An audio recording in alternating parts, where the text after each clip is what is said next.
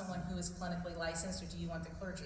Because you don't want the victim to be on the stand and be there, and then they're like, wait a minute, you had a therapist and they never came?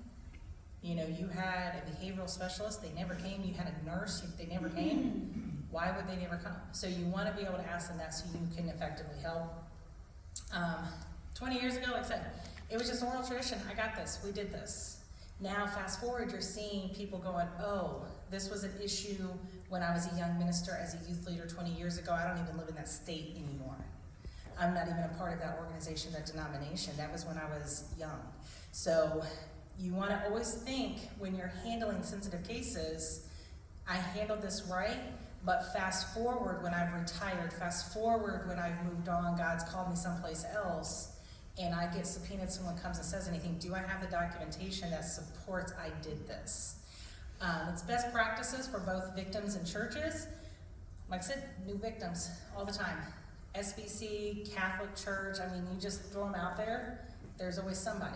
Now you're seeing a lot of mega pastors coming forward and saying, oh, I had a moral failing.